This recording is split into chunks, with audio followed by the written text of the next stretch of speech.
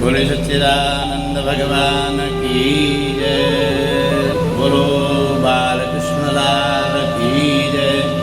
बोलो श्रीमद्भागवत महापुराण की जय। बोलो श्री पुरुषोत्तम मास की जय। जय जय श्री राधे, जय जय श्री राधे, जय जय श्री राधे। ओम नमः पार्वती पतये, हर हर महादेव। हरि ओम।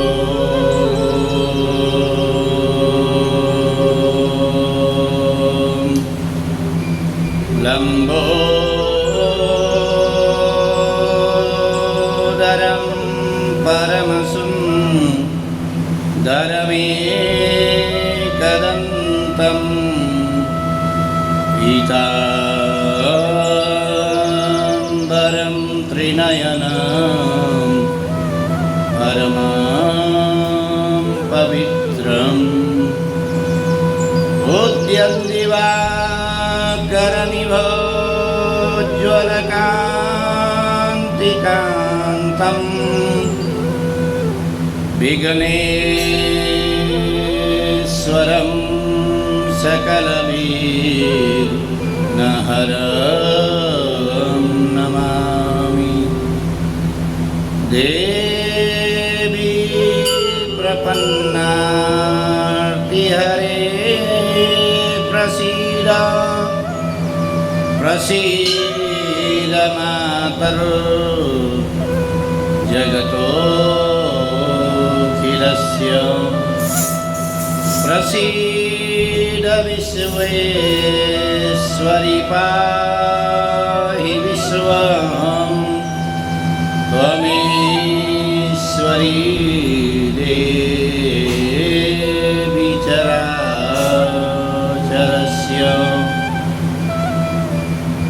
ध्येयं सदा परिभवग्नमभीष्टदोहं तीर्थास्पदं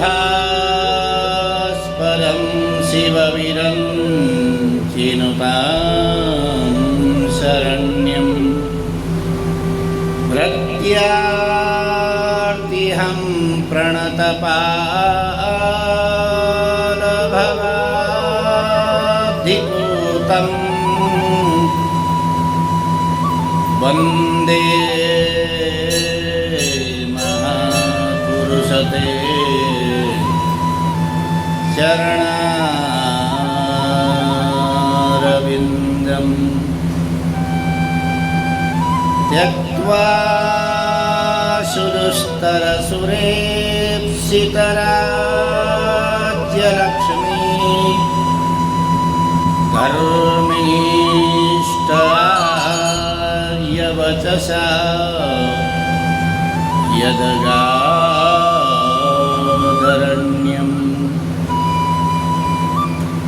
मायामृगं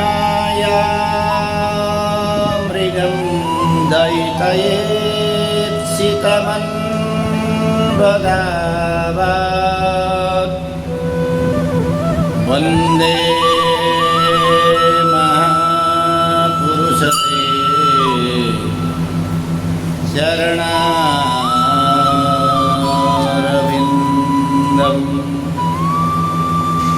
वंशी विभूषितकरा नवनीरदावत्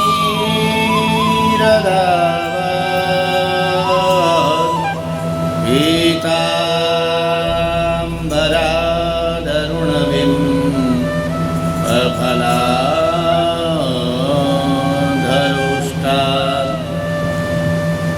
पूर्णेन्दुसुन्दरमुखादरवेन्द्रनेत्रा कृष्णात् परं किमपि त्वमहं न जाने। नारायणं नमस्कृत्य नमस्कृत्य नरं चैव नरोत्तमं देवीं सरस्वतीं व्यासं ततो जयमुदीरये। श्री सीतानाथ समारंभा श्रीरामानन्दार्य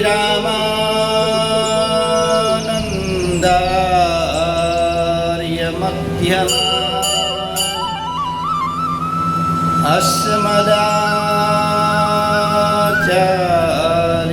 पर्यन्ता वन्दे श्री गुरु परम्पराम्। चन्द्रोद्भासितमुरुधयं सुरपति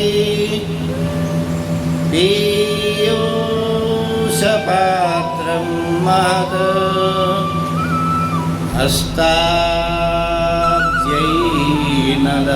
सुदिव्यममलम् हास्यास्य पङ्केरुहम् सूर्येन्दुग्निविलोचनं करतलैः पाशाब्जसूत्राङ्कुशम् भोजं बिभ्रतमक्षयं पशुपति मृत्युञ्जयं संस्मरे।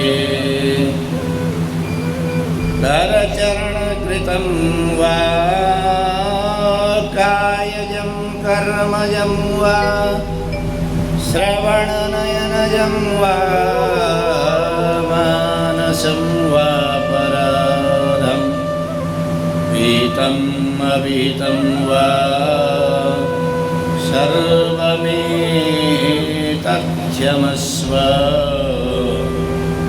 जय जय करुणाब्धे श्रीमहादेव शम्भो।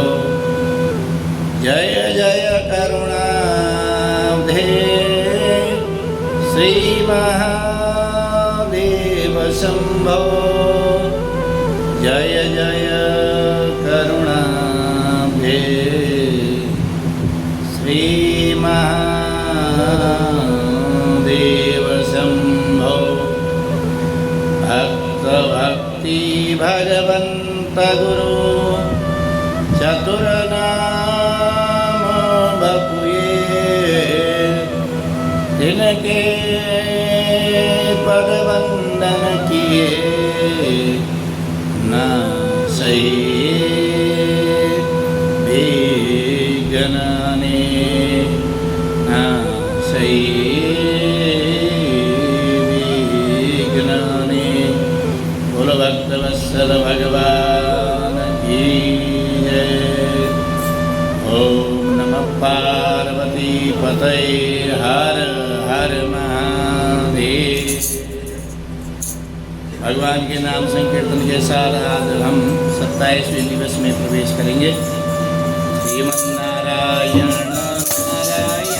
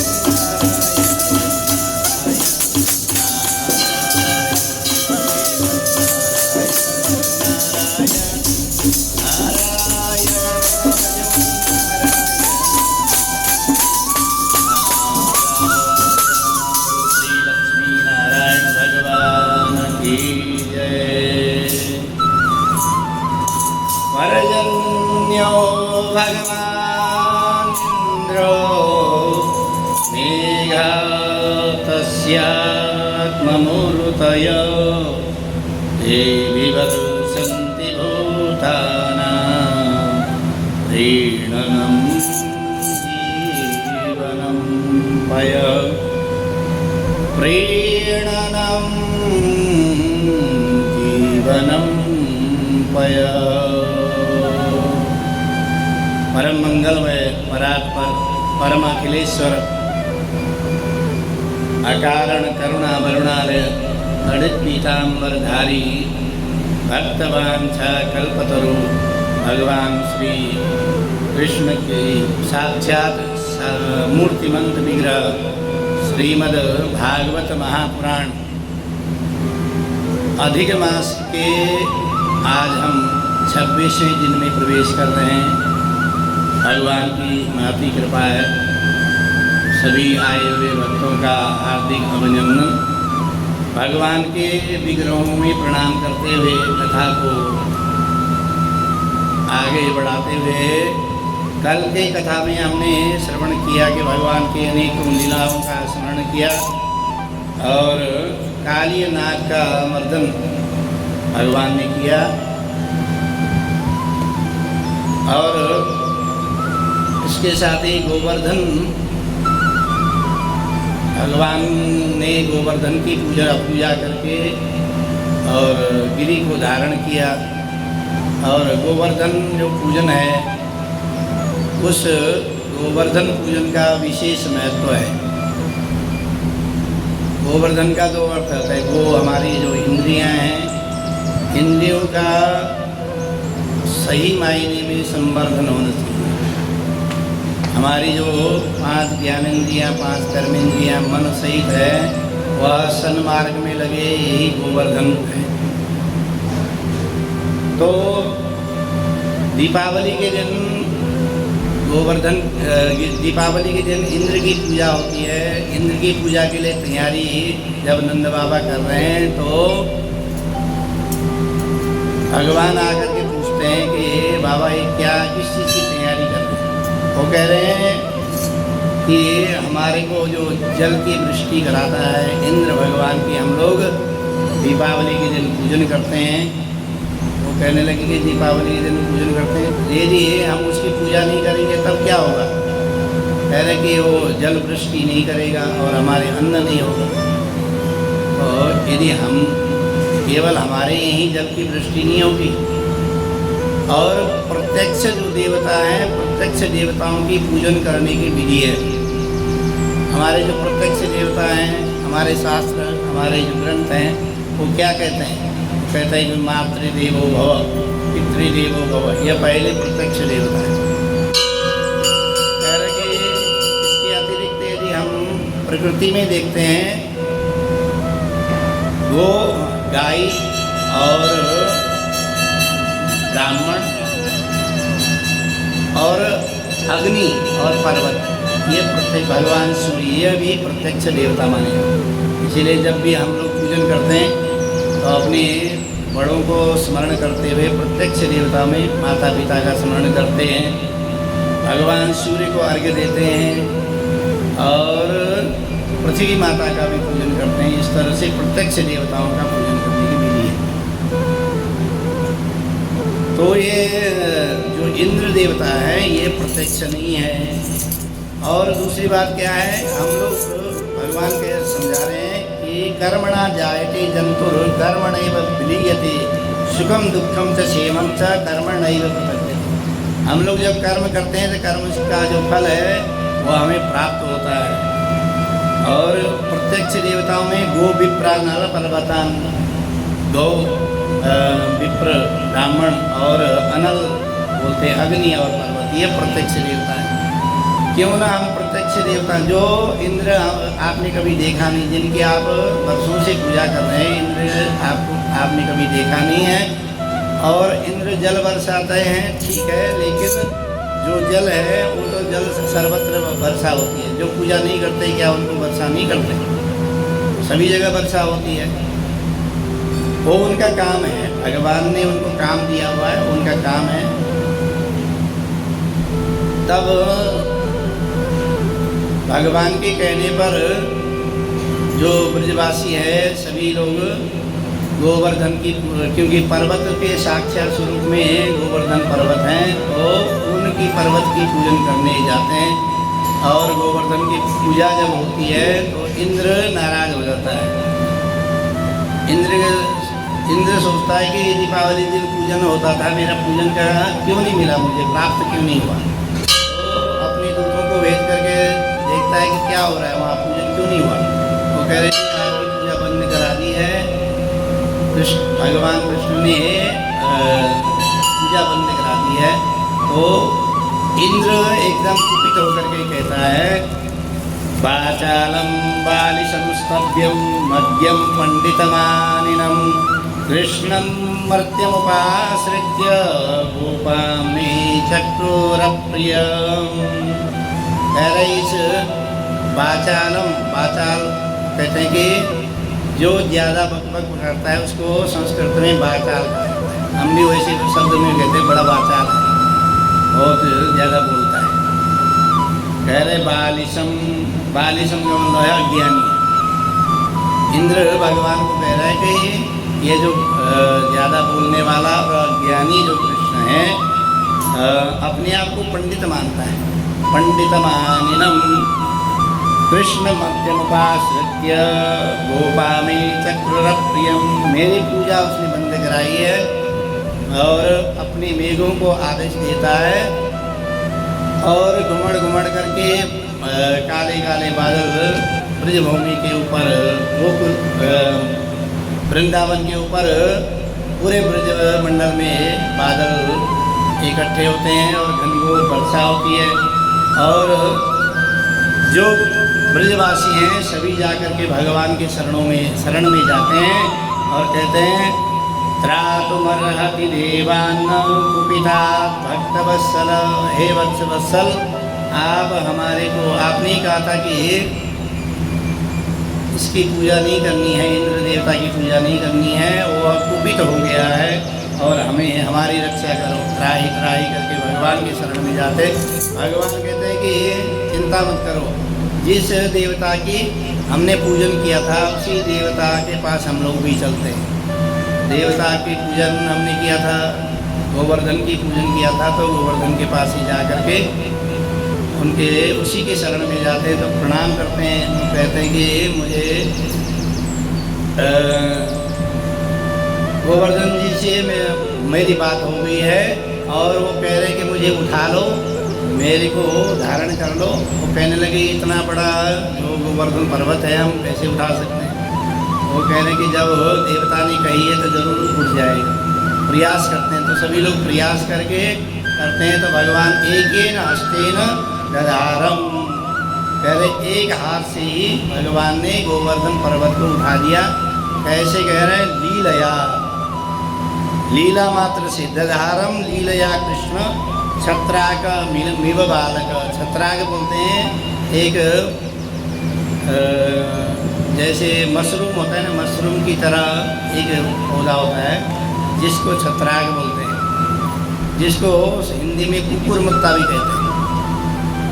तो ऐसे जैसे कुकुरमुत्ता उठा करके बालक तोड़ करके उठा लेते हैं, छाता बना लेते हैं, ऐसे ही गोवर्धन पर्वत को भगवान ने लीलया, खेल खेल में ही एकदम से उठा दिया। जब गोवर्धन पर्वत को उठाया तो 7 दिन तक लगातार जल वृष्टि होती रही, परंतु ब्रजभूमि में कुछ भी नहीं हुआ, क्योंकि सभी लोग गोवर्धन की तलहटी में आ गए थे। जब इंद्र आकर के देखता है तो वहाँ तो बिल्कुल सूखा पड़ा हुआ है और वो समझ जाता है कि भगवान ही साक्षात भगवान है। तो सभी वे जो बादल थे उनको अपने वापस भेज देता है और भगवान के चरणों में प्रणाम करता है और भगवान पुनः उसी तरह से गोवर्धन पर्वत को जहाँ से उठाया था वहीं पर रख देते हैं। सभी जो ब्रजवासी है भगवान के शरण में जाते प्रणाम करते हैं, कहते हैं कि आपने हमारे के ऊपर कृपा करी, आप साक्षात भगवान हैं। और नंद बाबा से भी बोलते हैं, को सप्ताहयनो बाल को महाद्रविधारण ततो न सन जायते संगा ब्रजनाथ तवात्मये। ये भगवान है, कोई भगवान है तो भगवान कहते हैं कि मैं कोई भगवान हुआ नहीं हूँ, तुम लोगों की शक्ति के कारण, तुम लोगों के प्रयास के कारण ही यह गोवर्धन पर्वत उठ पाया है। तो उसके बाद इंद्र आकर के प्रणाम करते हैं और भगवान से प्रार्थना करते हैं और सुरभि जो कामधेनु गौ हैं उनको साथ में लेकर के आते हैं, तो भगवान का दिव्य अभिषेक कराते हैं और वो उनको इंद्र और सुरभि गौ के द्वारा भगवान का नाम गोविंद रखा जाता है। बोलो गोविंद भगवान की जय। उसके बाद एकादशी तिथि पर, कल भी हमने आपको थोड़ा सा संक्षिप्त में बताया था, एकादशी तिथि पर नंद बाबा वरुण लोक में जाते हैं। नंद बाबा यमुना में स्नान करने जाते हैं, वहीं से वरुण के जो दूत है पकड़ करके ले जाते हैं और वहाँ से वरुण लोक से भगवान नंद बाबा को लेकर के आते हैं। अब जब वरुण लोक से लेकर के आते हैं तो सभी जो ब्रजवासी हैं वह नंद बाबा से पूछते हैं कि तुम कहाँ चले गए थे बाबा। तब नंद बाबा अपना पूरा वृतांत बताते हैं कि किस तरह से वहाँ लाला गया और लाला की उन्होंने पूजा करी, मेरे लाला की पूजन करा और मेरे को वहाँ से विनम्रता पूर्वक मुझे छोड़ दिया और लाला के साथ हम यहाँ आए। और भगवान उसके बाद ब्रह्मकुंड में जाकर के वैकुंठ का दर्शन कराते हैं सभी को। और इधर फिर जब शरद पूर्णिमा आती है, क्योंकि दीपावली के बाद शरद पूर्णिमा का जो महोत्सव होता है, शरद पूर्णिमा में भगवान महारास लीला में प्रवेश करते हैं। इस तरह से कथा है। तो इसमें महारास में सुखदेव जी कह रहे हैं कि यह जो रास लीला है, यह रास किसी जीव की लीला नहीं है, आत्मा और परमात्मा का सम्मिश्रण ही रास लीला है। ये जो जितने भी गोपियाँ हैं जो रास लीला में सम्मिलित हो रही हैं, यह दंडकारण्य में पूर्व जन्म में जो ऋषि मुनि भगवान से सम्मोहित हो गए थे, भगवान श्री रामचंद्र जी से सम्मोहित हो गए थे, वही गोपी बन करके क्योंकि उन्होंने उस समय सम्मोहित होकर के भगवान से आश्लेष करने का ऐसा मन में उत्कंठा हुई थी, परंतु उस समय तो वो आश्लेष कर नहीं पाए। तो भगवान ने दूसरे जन्म में, दूसरे काल में भगवान ने उनको सभी जो ऋषिगण थे वह गोपी बन करके ब्रजभूमि में पधारी और वही गोपी जो है महारास में भगवान के साथ सम्मिश्रण होते हैं। तो ये इसमें सुखदेव जी कहते हैं कि पहले ही जो महारास में जब प्रवेश करते हैं तो परीक्षित को कहते हैं, भगवान पिता रात्रि शरदोत्फुल्ल मल्लिका वीक्षरंत मनस्तक्रे योगमाया समाश्रिता। कह रहे भगवान किसको कहते हैं? सबसे पहला श्लोक यही है, भगवान। कह रहे ये जो रास में प्रवेश कर रहे हैं वह भगवान ही है, भगवान के साथ ही रास। भगवान क्या है? अपने आप में रमण कर रहे हैं और रमण के क्योंकि हम लोग भगवान की तो आत्मा है ना, कह रहे हैं कि ये ममई वांसो जीवलोके जीवभूत सनातन। सनातन जीव ही परमात्मा से जब मिलन करता है वही महारास है। कि भगवान कौन है कहा? तो षडैश्वर्य युक्तम भगवत प्रोक्ता। कह रहे जो षडैश्वर्य, 6 ऐश्वर्य से युक्त होता है, भगवान होता है ऐश्वर्य, ऐश्वर्य से युक्त जो होता है वही भगवान है। कह रहे षडैश्वर्य में क्या है? ऐश्वर्य, धर्म, यश, श्री संपन्न, ज्ञान, वैराग्य। यह छठ, यह जो है छठ जो है वो माने जाते हैं, ऐश्वर्य माने जाते हैं। तो ऐसे ऐश्वर्य तो देवी ऐसा गुणमयी मम माया दुरत्यया, माया के द्वारा हम लोग भिन्न दिखाई देते हैं, परंतु हम भगवान से भिन्न नहीं है। तो शरद पूर्णिमा के दिन भगवान का मन हुआ कि परमात्मा का आत्मा से सम्मिलन करने का, ऐसा मनस चक्र, जो चक्र मन रूपी जो चक्र है वो घुमा।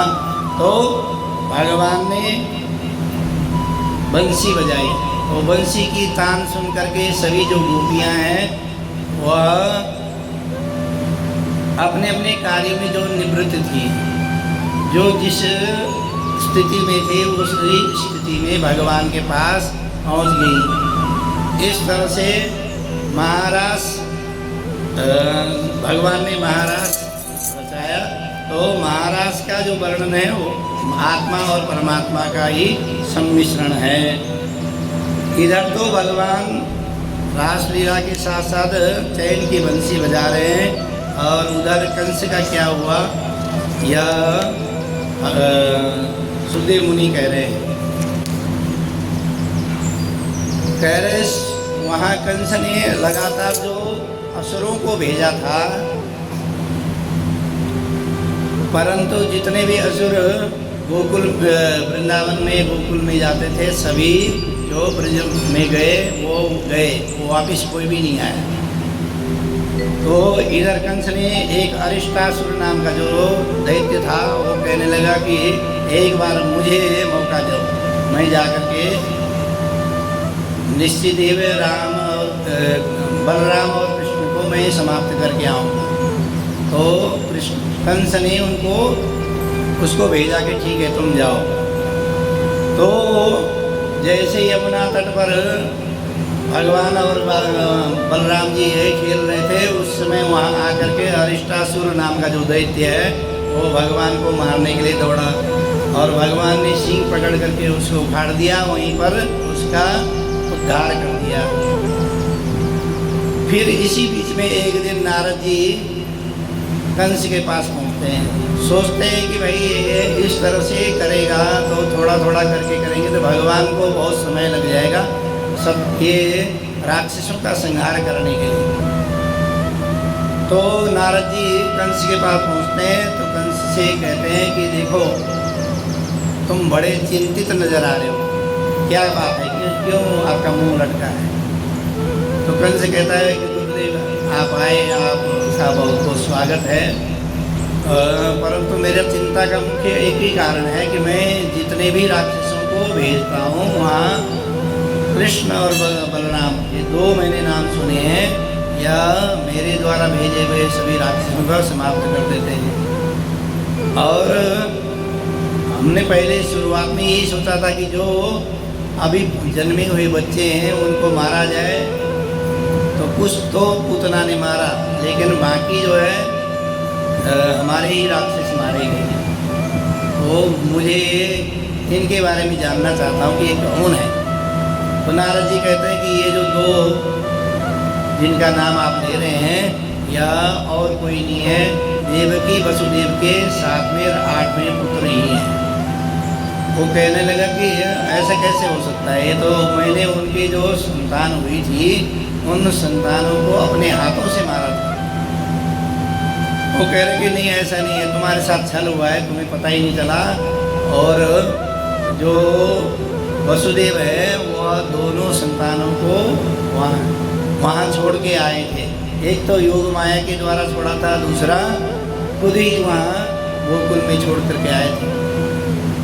तो कंस एकदम क्रोधित हो जाता है, वो वसुदेव जी को ही समाप्त करने के लिए तलवार निकाल करके मारने के लिए जाता है। तो नारद जी कहते हैं कि देखो अभी जो समस्या है वो तुम्हारे वसुदेव नहीं है, वासुदेव कृष्ण है, कृष्ण बलराम तुम्हारी समस्या है।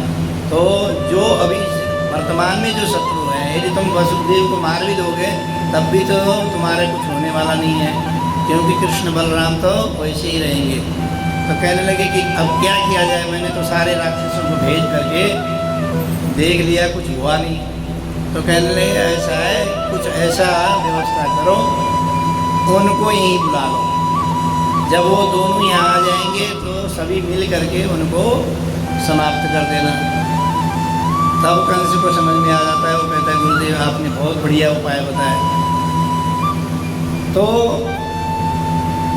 वो क्या करता है कि इतना बोल करके नारद जी तो वहाँ से निकल जाते हैं और कंस उसके साथ ही षड्यंत्र रचता है और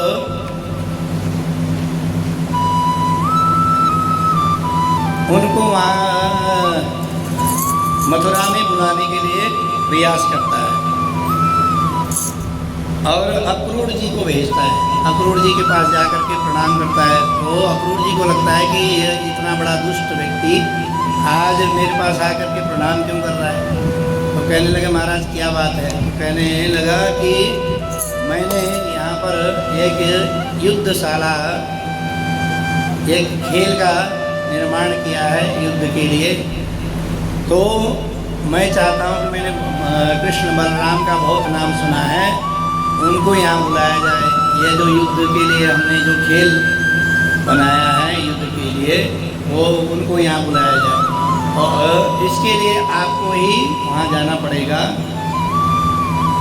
वृंदावन में आपको ही जाना पड़ेगा उनके पास। तो अक्रूर जी सोचते हैं कि इसमें कोई न कोई इसकी चाल है।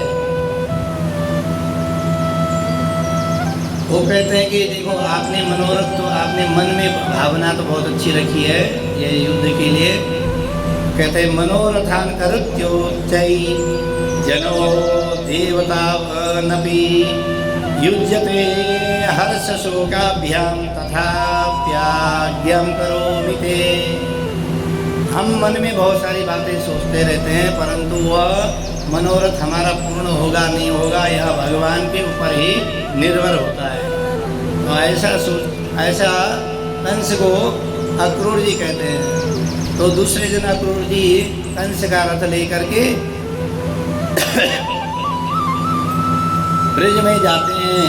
और सुबह रथ लेकर के मथुरा से निकले थे और वृंदावन पहुंचने में कोई ज़्यादा समय नहीं लगता, लेकिन वह शाम के समय वृंदावन पहुँचे। कह रहे कि सुखदेव जी कहते हैं रथेन गोकुलम प्राप्तः सूर्यश्चास्तगिरिं नृपः। गोकुल में जब भगवान सूर्य अस्त हो रहे थे उस समय गोकुल में वह रथ पहुँचा। कह रहे कि इतना समय क्यों लग गया, क्योंकि अक्रूर जी भगवान का ध्यान करते हैं और रथ में बैठ करके उनका ही ध्यान करते हुए समाधि लग जाती है और घोड़े रुक जाते हैं। घोड़े रुक जाते हैं और समाधि उनकी लग जाती है। तो ऐसे ही फिर पुनः जब थोड़ा सा समाधि खुलती है, ध्यान खुलता है, फिर पुनः वो अक्रूर जी वहीं से भगवान का ध्यान करते हुए भगवान के चरणारविंद का, कपोल का, मुख का, सबका दर्शन वहीं से करते हैं कि कैसे होंगे। सुखदेव जी यहाँ वर्णन करते हैं कि कैसा उनका भाव जागृत हो रहा है।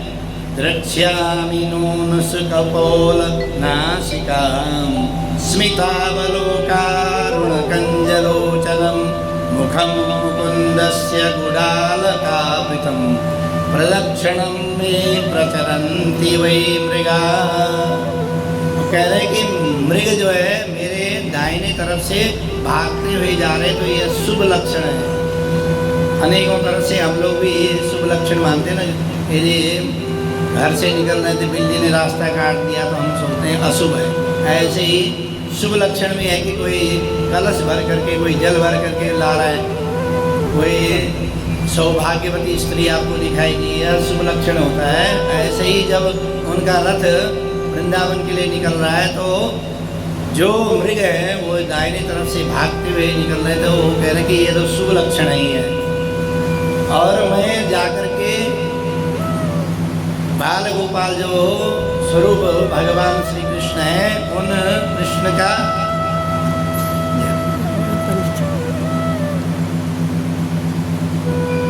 कह रहे हैं कि उनके कपोल नासिकम, यहाँ पर भगवान के चरणों का ध्यान नहीं कर रहे हैं, वो कह रहे हैं कपोल माने गाल और नासिका। गाल और नासिका कैसी होगी, उसको मैंने कैसे स्पर्श करूँगा। तो संत महात्मा कहते हैं कि देखिए, जिससे बहुत ज़्यादा प्रेम होता है उसको हम चरणों में या हाथ में स्पर्श नहीं करते, सीधा गाल ही पकड़ते। बच्चों का क्या करते हैं, गाल पकड़ करके ऐसे खींचते हैं, या नाक ऐसे नाक में हाथ लगाते हैं, जिससे अधिक प्रेम होता है। तो ऐसे ही वो प्रेम की समाधि निरंतर लग जाती है। और जब सूर्य अस्ताचल को जा रहे थे उस समय जाकर के वह गोकुल में पहुँचते हैं। तो जैसे ही दूर से ही कृष्ण और बलराम को दूर से ही देखते हैं और वह गौशाला में जा रहे होते हैं कृष्ण बलराम। वो ददर्शम कृष्ण रामम च ब्रजे गोदोहनम गतो पीतनीलांबरोधर शरदम्बुरुरे क्षणो। पीत और नीलांबर धारण किया हुआ है, जैसे शरद पूर्णिमा में चंद्रमा दिखाई देता है। वह चंद्रमा, आकाश तो नीला है और चंद्रमा हल्का सा सफ़ेद और पीला होता है। ऐसे भगवान कृष्ण और बलराम दोनों की आभा प्रभा इस तरह से दिखाई देती है। ऐसे ही भगवान के दिव्य स्वरूप का दर्शन करते हैं अक्रूर जी। और अक्रूर जी को देख करके दोनों भैया आकर के अक्रूर जी को प्रणाम करते हैं, कहते हैं चाचा जी कैसे आना हुआ, और उनकी सेवा करते हैं, भोजन करवाते हैं। जब रात्रि में विश्राम कर रहे होते हैं उनके पैर दबाते हैं। तो विश्राम करते हुए भगवान उनसे पूछते हैं कि आपका आगमन कैसे हुआ। तो भगवान को अक्रूर जी सारी बातें बता देते हैं कि किस तरह से षड्यंत्र रचा गया है युद्ध भूमि के लिए, और उस षड्यंत्र की बात भगवान को बताते हैं। परंतु भगवान कहते हैं कि देखो, ये जो षड्यंत्र वाली बातें हैं ये बाबा को मत बताना, क्योंकि वे बाबा को बताएंगे तो हमें जाने नहीं देंगे। और भगवान जाकर के नंद बाबा को कहते हैं, नंद बाबा हम लोग कल मेला देखने जाएंगे। मथुरा में जो मेले का आयोजन है, युद्ध का मेला बना रखा है, उस मेले को देखने के हम लोग जाएंगे। तो नंद बाबा कहते हैं देखो, तुम्हारे को मैं अकेले तो भेजूंगा नहीं, हम लोग भी साथ में चलेंगे। तो वहाँ पूरे गोकुल में सभी को बताया जाता है, दुआएं लगाई जाती है कि कल जो भी मेला देखने जाना चाहता है वो हमारे साथ कल चले। जब वो गोपियों को पता चलता है कि भगवान मेला देखने के लिए मथुरा जा रहे हैं, तो गोपियाँ प्रातःकाल आकर के, क्योंकि नंद बाबा आदि तो अपने जो बैलगाड़ी हैं उसमें, जो पैदल जाने वाले हैं बैलगाड़ी में जाने वाले, उसमें सुसज्जित होकर के निकल जाते हैं। परंतु भगवान थोड़ा सा विलम्ब से जाते हैं क्योंकि रथ में जाना है। तो जैसे ही भगवान का रथ आगे निकलने लगता है तो सभी गोपियाँ आकर के रथ को रोक लेती हैं। परंतु भगवान उनको समझाते हैं कि मैं एक दिन के लिए ही जा रहा हूँ, दूसरे दिन वहाँ आज जाऊँगा, कल मेला देख करके परसों वापस आ जाऊँगा, ऐसा सांत्वना देते हैं। तो सभी गोपियाँ सोचती हैं कि हमारे जो लाला है उनका मनोरथ पूर्ण होना चाहिए, ऐसा भाव लेकर के उनको जाने देती हैं। और जब तक भगवान का जो रथ है आँखों से ओझल नहीं हो जाता है तब तक उस देखती रहती है। इस तरह से भगवान वहाँ से जब गोकुल से निकलते हैं तो यमुना के पास पहुँच करके अक्रूर जी कहते हैं कि थोड़ा स्नान कर दिया जाए, आप भी स्नान करेंगे। वो दोनों भैया कहते हैं कि नहीं आप जाओ स्नान करके आ जाओ। जब यमुना में स्नान करने के लिए अक्रूर जी जाते हैं तो यमुना के अंदर देखते हैं कि भगवान यमुना के अंदर भी विराजमान है। बाहर जैसे डुबकी लगा करके बाहर निकलते हैं तो बाहर देखते हैं कि ये रथ में भी दोनों भैया विराजमान है। फिर पुनः अंदर जाते हैं तो वहाँ पर भी उसी आकृति में उनको दिखाई देते हैं, भगवान का दर्शन होता है। तो वो सोचते हैं कि ये क्या चक्कर है। फिर दोबारा बाहर डुबकी लगा करके देखते हैं तो फिर रथ में। इस तरह से जैसे ही तीसरी बार जो डुबकी लगाते हैं तो भगवान शंख चक्र गदा पद्म धारण किए हुए चतुर्भुज में उनका दर्शन होता है। प्रणाम करते हैं। बाहर आकर के रथ में जैसे आते हैं तो भगवान उनसे पूछते हैं कि ये क्या बात है चाचा जी, बहुत टाइम लग गया आपका स्नान करने में। तो कहते हैं कि महाराज भगवान को प्रणाम करते हैं। वो कहते हैं कि आपका दिव्य रूप मुझे दर्शन हो गया। अब ये दर्शन इसलिए हुआ था क्योंकि अक्रूर जी को रास्ते में डर लग रहा था कि बालकों को मैं तो लेके तो जा रहा हूँ, वो जो पापी है वो क्या पता इनके साथ क्या क्या करेगा। तो भगवान ने इसलिए दिव्य रूप दर्शन कराया कि मैं साक्षात भगवान ने साक्षात अपना जो स्वरूप दर्शन इसलिए कराया क्योंकि तुम्हें डरने की ज़रूरत नहीं है। इस तरह से जब शाम को मथुरा में पहुंचते हैं तो मथुरा में सभी जो नर नारी हैं भगवान का स्वागत करते हैं। सभी लोग अपनी अट्टालिकाओं से भगवान का दर्शन करते हैं। वो कहते हैं कि देखो ये पूतना के मारने वाला आ गया, क्योंकि वहाँ तो सब खबर थी कि ये भगवान ने किन किन राक्षसों को मारा। तो इस तरह से भगवान के दर्शन के लिए सभी जो लोग एकत्रित होकर के आ जाते हैं। तो भगवान जब वहाँ पहुँचते हैं तो कहते हैं कि बाबा हम जब नंद बाबा पहले ही पहुँच चुके होते हैं तो बाबा कहते हैं कि इतनी देर क्यों लगा दी। और भगवान उनसे नंद बाबा से कहते हैं कि मुझे नगर परिक्रमा करना है, नगर में दर्शन करना है, सभी पूरा नगर देखना है। तो बाबा कहते हैं देखो नगर में तुम जाओगे तुम्हारा कोई भरोसा नहीं, तुम कुछ भी कर दो। तो वह बलराम जी समझाते हैं कि कोई बात नहीं, मैं ये इनको घुमा करके तुरंत ही ले आऊँगा। तब नगर में घूमने के लिए जाते हैं तो वहाँ अनेकों जो नर नारी हैं वो भगवान के दिव्य दर्शन करते हैं। इसी में एक जो रजक है, जो धोबी है, धोबी से वस्त्र आदि का जो सभी जो गोपगण हैं उनको वस्त्र आदि देते हैं और रजक का उद्धार करते हैं। रजक के साथ साथ ही कुब्जा का भी उद्धार होता है। कुब्जा का उद्धार करके भगवान पुनः रात्रि में विश्राम के लिए महल में वापस आ जाते हैं।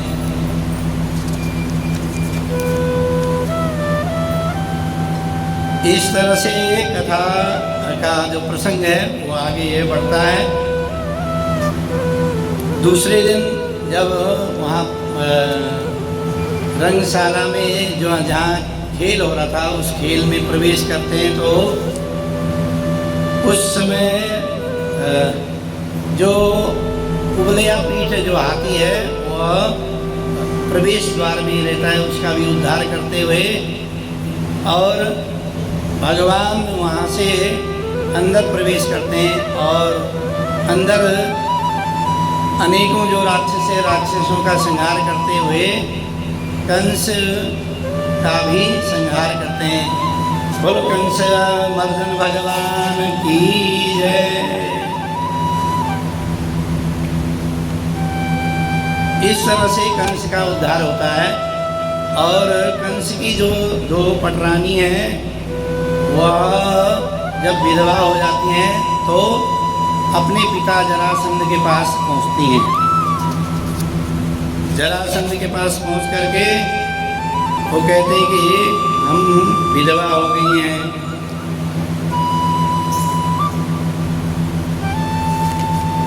तो जरासंध बड़ा क्रोधित हो जाता है और बदला लेने के लिए भगवान से युद्ध करने के लिए तत्पर होता है। और बाकी जो कथा है वो कल आपको स्मरण कराएंगे। भगवान का नाम संकीर्तन कीर्तन करते हुए आज की कथा यहीं विराम देते हैं। कल पुनः यहीं से प्रारंभ करेंगे।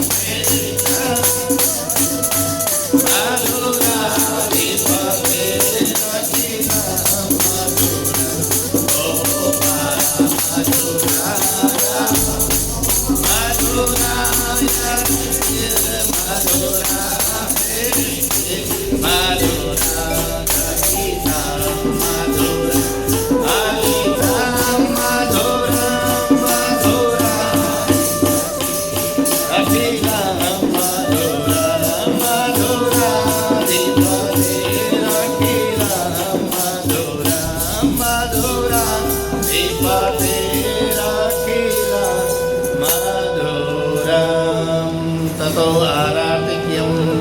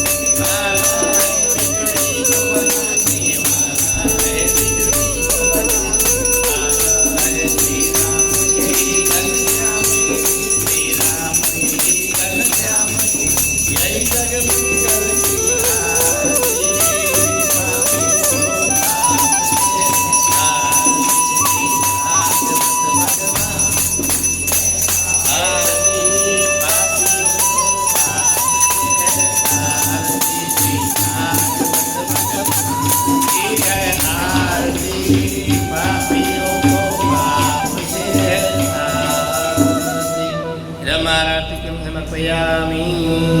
आरती ले लीजिए।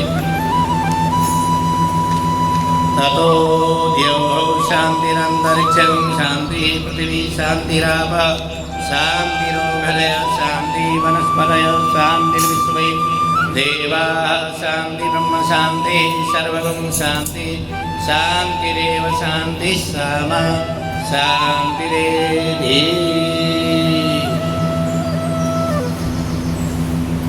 फूल लेकर के प्रार्थना कीजिएगा। ओम यज्ञेन यज्ञमयजन्त देवास्तानि धर्माणि प्रथमान्यासन्न ते अनाकं महिमानः सदन्त यत्र पूर्वे साध्याः सन्ति देवाः। ॐ राजाधिराजाय प्रसह्यशाहिने नमो वयं वैश्रवणाय कुर्महे समे कामान् कामकामाय मह्यं कामेश्वरो वैश्रवणो ददातु कुबेराय वैश्रवणाय महाराजाय नमः। ॐ स्वस्ति साम्राज्यं भौज्यं स्वराज्यं वैराज्यं पारमेष्ट्यं राज्यं महाराज्यमाधिपत्यमयं समन्तपर्याये स्यात् सर्वभौमः सर्वायुगान्तादापरागात् पृथिव्यै समन्तपर्यन्ताय एकराडिरिक्तदप्येषौ श्लोको विगीतो मरुतः परिवेष्टारो मरुतस्यावसङ्ग्रे आविच्यतस्य कामं प्रेमिष्वै देवासवासदैति। ॐ विश्वदत्यक्षरुत विश्वतो मघो विश्वतो वाहुरत विश्वतस्वार सम्भाव्यां नमति सम्मतत्रैभ्या वा भूमि जनयन् देवैका। ॐ एकदन्ताय विद्महे वक्रतुण्डाय धीमहि तन्नो दन्तिः प्रचोदयात्। नारायणाय विद्महे वासुदेवाय धीमहि तन्नो विष्णुः प्रचोदयात्। महालक्ष्मी च विद्महे विष्णुपत्न्यै च धीमहि तन्नो लक्ष्मी प्रचोदयात्। तद्मुरुघाय विद्महे महादेवाय धीमहि तन्नो रुद्रः प्रचोदयात्। कात्यायन्यै च विद्महे कन्याकुमार्यै च धीमहि तन्नो देवी प्रचोदयात्। सेवन्तिकावकुलचम्पकपाटलाब्जैः पुन्नागजातिकरवीररसालपुष्पैः बिल्वप्रवालतुलसीदलमञ्जरीभिः त्वां पूजयामि जगदीश्वर मे प्रसीद।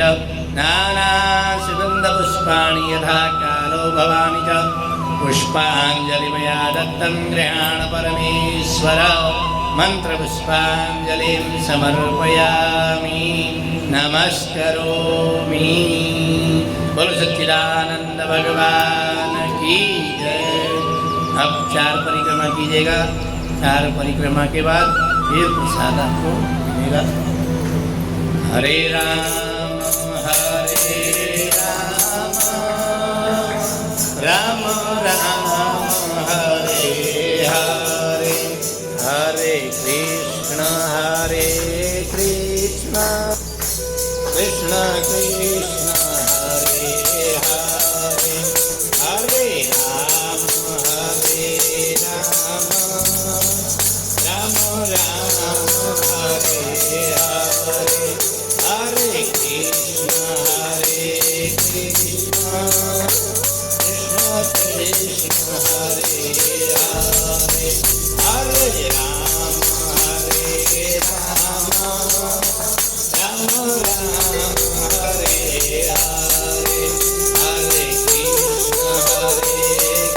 कृष्ण कृष्ण कृष्ण हरे हरे हरे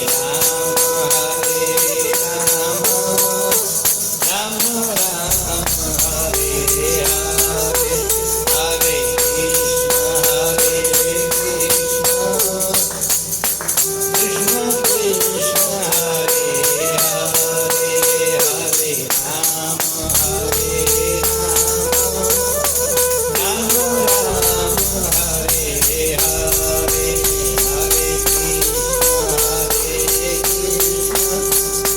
कृष्ण कृष्ण हरे हरे। बोलो राम कृष्ण देव की जय। बोलो गंगा मैया की जय। ओम नमः पार्वती पतये हर हर महादेव। धर्म की अधर्म का प्राणी विश्व का, गौ माता की, भारत माता की, सभी संतों की, सभी भक्तों की, आज की आनंद की, अपने अपने माता पिताओं की, अपने अपने गुरुजनों की, इष्ट देवताओं की, कुल देवताओं की, ग्राम देवताओं की, स्थान देवताओं की, वास्तु देवताओं की, समस्त तीर्थों की, आज की आनंद की। जय जय श्री राधे। ओम नमः पार्वती पते। हर हर महादेव।